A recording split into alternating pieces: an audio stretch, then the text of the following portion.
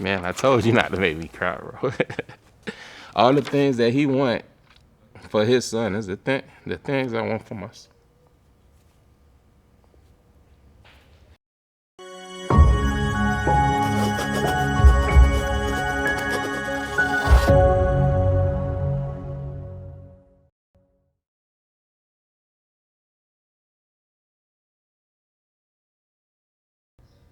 Hi, how you doing today? I'm doing well. I'm doing great. What is your name? My name is Nicholas Daniels. Nicholas, what brings you here today? Today I've been invited, and I'm ready for surprises. Do you know what's going to take place today? I actually don't. Nick, to your right hand side, there's a yellow envelope. If you could please open it and read the letter inside. Okay. It says, "Dear someone."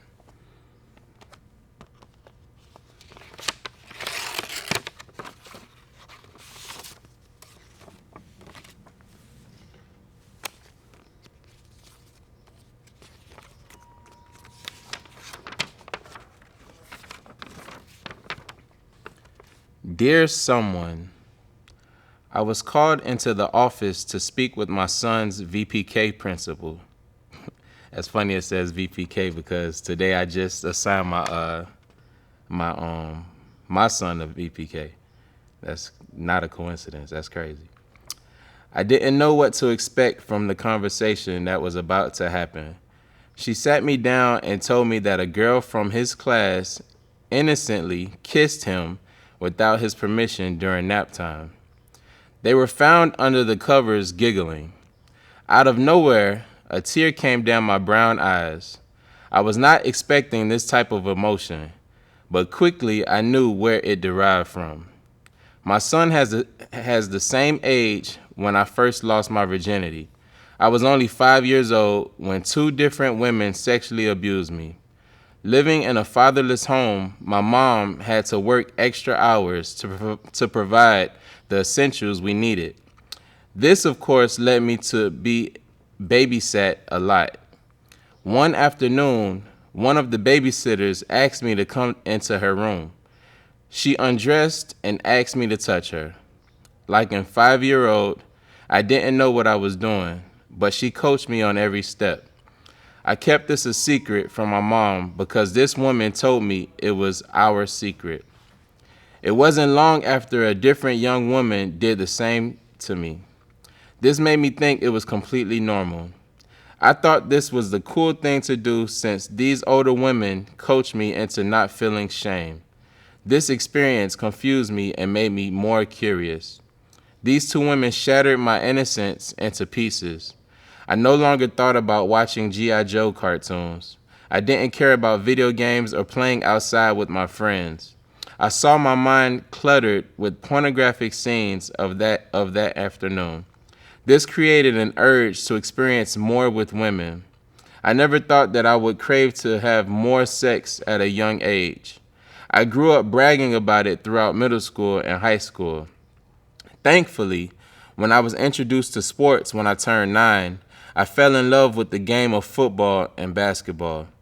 I also was able to experience a male role model in my life. My mother remarried to a good guy who took me in. He taught me how to cook, fish, fix cars, and other house fixtures. He took the role that my father should have given me. This helped me put away all those sexual fantasies or urges I had. But when puberty hit, I came back to those thoughts and vividly remembered all I went through. This, of course, turned me into a womanizer and saw women as sexual objects instead of beautiful souls. I thought manhood was about jumping around from girl to girl. I thought manhood was about raising the number of people I slept with. I thought manhood was about being this player who was able to conquer women just for sex. I didn't know the pain it was causing me until my later years. In my late 20s, I finally started realizing every relationship ended because of my cheating habits. I realized I didn't know how to love or properly treat a woman. I also hated seeing happy couples because I knew I was far from ever falling in love.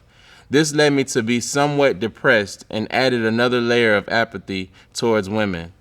It took 30 plus years to find the love of my life.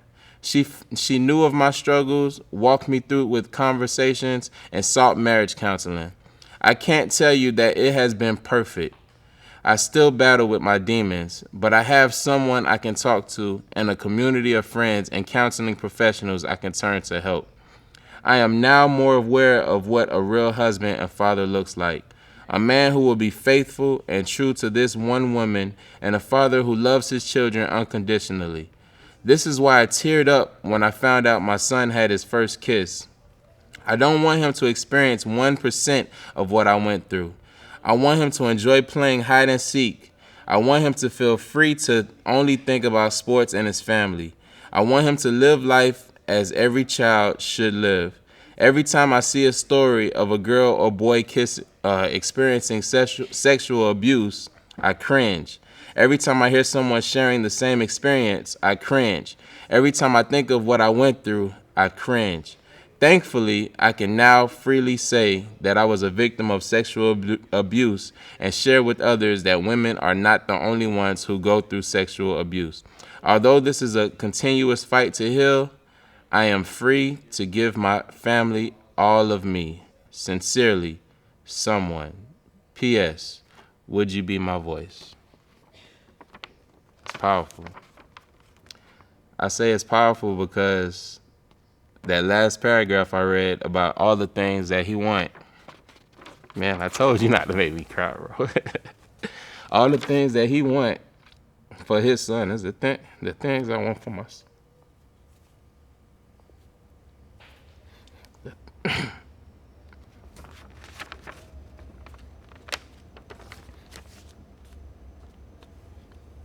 I'm trying to talk without cracking voice. I hate having that cracking voice when you see on TV, but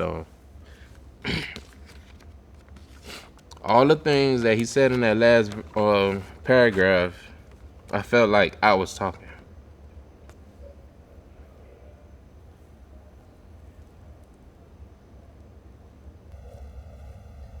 Is this person writer of the story? If he was actually here, what would you like to tell him? I tell him I'm proud of him. I'm proud of him to overcome that abuse and have the strength. Though he went through in the depression and everything that he went through, he still came out on the other side, a married man. I believe he got married, yeah. I mean, he came out on the other side and was able to tell his story and have the strength. Because some people, it's hard for them to get through that type of, I mean, when you depressed, it can bring you even deeper. But he was strong enough to write this letter and be able to get through it. And I just tell him I'm proud of him. And God's proud of him. And God loves him. How do you think you could be this person's voice? By bringing more awareness to the things, to how important it is to keep the perversion away from our kids. Because once that perversion reaches them, like the same with him, it starts at the root when they're young, and once it gets there, it just spirals. What I was reading in that last paragraph, I felt like I wrote it, because everything he said is how I feel about my son, about him. The day that his innocence is taken away from him is the day where it's gonna be a day where I see, not in this way, but just when his eyes are open to the world, to the actual world, because it's so, just seeing the innocence of a child is just so beautiful and so pure, and to know that one day they will be introduced to what the world is really like. Hi, my name is Nicholas, and I will be your voice. Do you have any final thoughts? God loves you. Thanks, man. I told this man not to make me cry.